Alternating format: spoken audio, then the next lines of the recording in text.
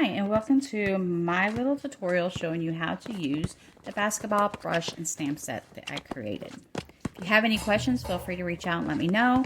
However, I'm going to assume you know the basic skills of Procreate and try to make this as quickly as possible. First thing obviously you'll need to do is download my brush set and install it.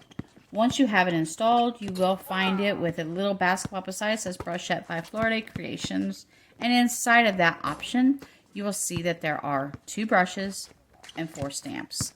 I made sure that I created the stamps in a way so that way, no matter what direction you use the stamp, you can have different variations of basketballs, and it's not the same basketball all the time. So the first thing we're going to do is make sure that our basketball is orange, and we're going to select the ball edge. We're going to make a perfect circle. So when you know how to do it, go ahead and make that circle and fill that color in. Then what we're going to do is change our color to a little bit of a darker shade. I'm going to change my brush to now the ball texture. Making sure that my brush piece is maximized all the way up, I will cover it. Now, depending on what size canvas you use, depends on what size you want to be. Of course, you can adjust accordingly. I'm doing a 4,000 by 4,000, so I'm maximizing out everything. So now I have right now 2. Oops, I made a mistake. See, we don't want to do that. So I'm going to back out. I want to create a new layer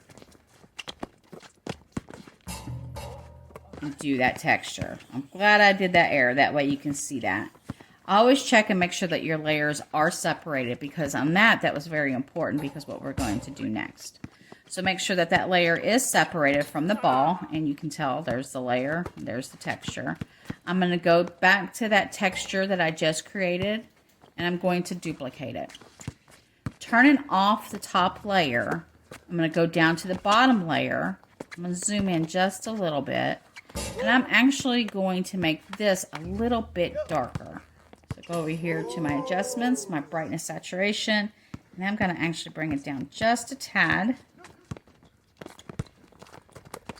And then I'm going to turn on my top layer again. Still on my second layer, I'm going to Gaussian blur it down to about 2 or 3, I want to say. Let's do 3. And what I'm looking at is I want to see if there's a little bit of a glare into that base color, which you can see right there. Exactly what I want. Then I'm going to do is go back up to my top layer that has a little bit of the lighter color, and I'm going to do the same thing with that. Gaussian blur, and I'm actually going to bring that out. And you can see what happens here. You can see how that blends out some. So I'm going to bring that out just a tad, so it looks like it's actual dimples into that ball. From a distance, it looks like a basketball, but up close, I just want to zoom in so you can see that. But that is definitely the texture of the basketball that we want. And then I'm going to do is go ahead and merge those 2 textures. I hit the wrong button. We're going to merge those 2 textures down. So now you have the pattern and you have the shape of your ball. I'm going to go ahead and clip mask this down. So now it takes the shape of the basketball. So now we have the texture of our basketball the way we want it. The next thing we're going to do is add a new layer. We're going to change our brush to black, and we're going to go ahead and select a basketball line we want to use. You can select any one that you want. I'll do a couple of them so you can see what they look like. But it's always important that when you do it, I always maximize this, and I will go ahead and stretch this out so that way it goes off the edge of my basketball. And of course you can do it any direction you want to, because of course the balls are rolling around. I like to be dead smack in the middle. I'm going to clip mask that down, and that way it looks like it's already got the basketball lines there. If you don't like that one, we're going to turn that one off. Let's create a new one, and let's do this one. I'll do the same thing here. Make sure all the black line edges are going off the edge of the ball.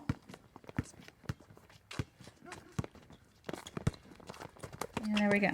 And some lines I did make longer than the other one. I'm going to clip mask that one as well. And now you can tell that depending on which way the ball's going, this way it's laying. And of course, you can always rotate the design. So it doesn't have to be, so you literally can have any design you want on your ball. Same thing for this one. Oops. If I actually select that layer and actually rotate it. So see, that way it looks like it's basketball no matter. So just because it's designed that way does not mean you have to use it that way.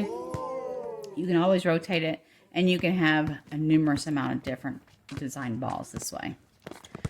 Then what I'll do is I'll go ahead, let's get rid of that one so I don't confuse myself. I am going to select this line, and I'm going to actually duplicate that black line. I'm going to select the bottom one. I'm going to alpha lock it. And I am going to change fill layer to white. I'm going to turn the alpha lock off. So now I have the black line, I have the white line. Here, I'm going to Gaussian blur it, but very, very little. Maybe 1 or 2. Maybe 3, because I'm doing it so big. Yeah.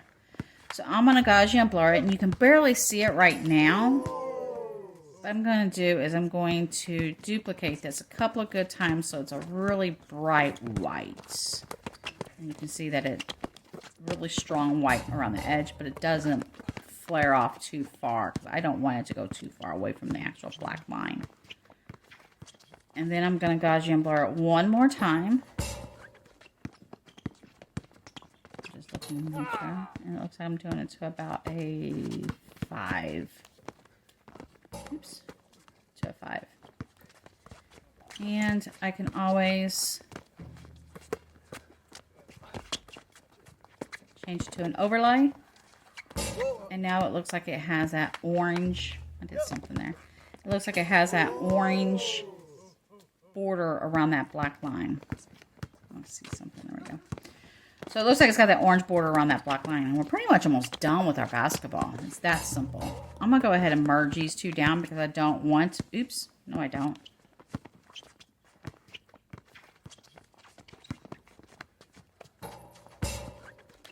So that way, when I merged it down, because that's an overlay, I didn't want to do that. So we're not going to merge it down. We're going to leave it just the way it is.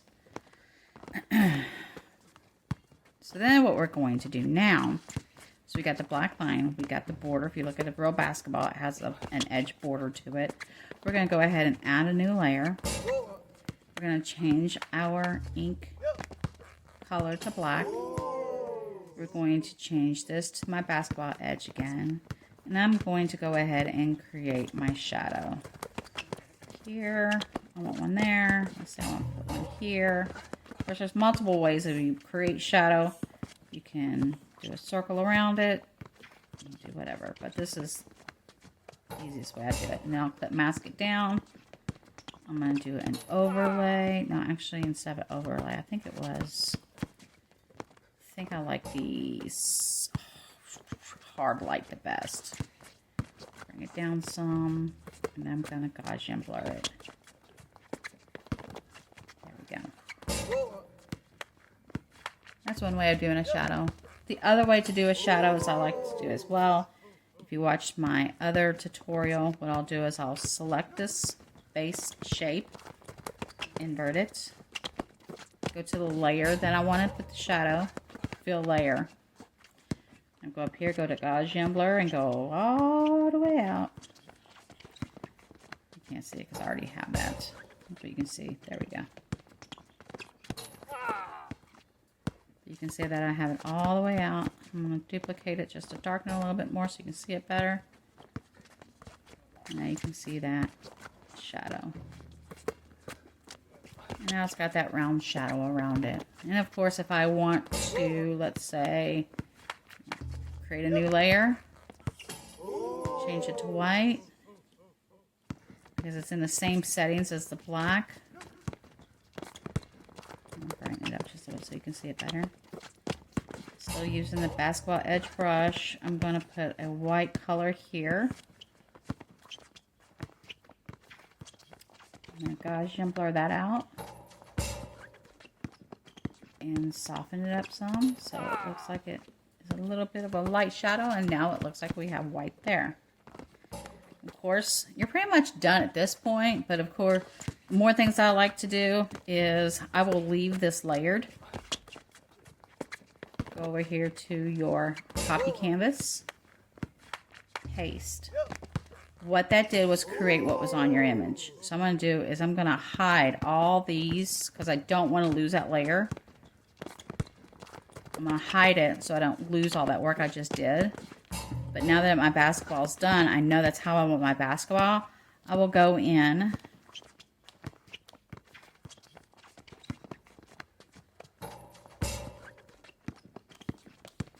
and I will, oops. I will go in and actually put indents where indent would normally be for a basketball.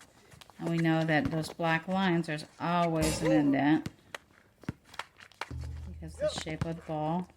Of course, it doesn't have to be perfect.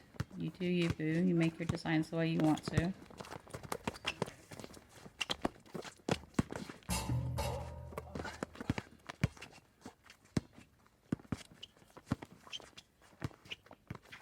That up.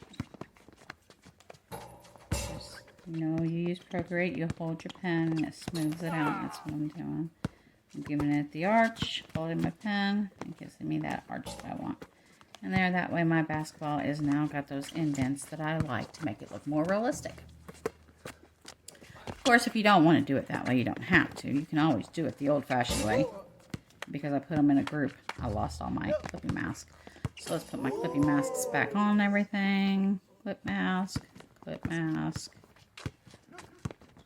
clip mask, clip mask, and clip mask. Alright, I lost my clip masking on and everything. Let's put my ball back the way it was. Alright, so now this is what it originally was that you saw. So instead of doing that, if you don't have enough layers and you don't want to do that, all you need to do is, because everything is clip mask, just go down to the bottom layer. And you can do exactly the same thing I just did. And because it's clipped to the base layer, and it's the base layer that you're changing, it will automatically do all the designs on top of it.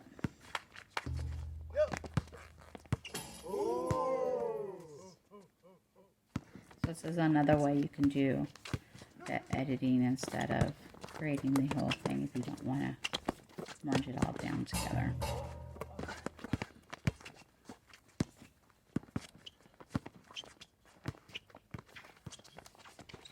Procreate is a great tool. There's no one way to do everything. Somebody might do the exact same thing I do, but do a different way. And that's the great thing about Procreate. So there's your basketball. That is how you use my stamp and brush set. That is pretty much done. If you have any questions, feel free to reach out to me and let me know. But hopefully not only did I show you how to use the Procreate app and some of the shortcuts that I use, I also showed you how to make a simple basketball. Hope you guys have a blessed day.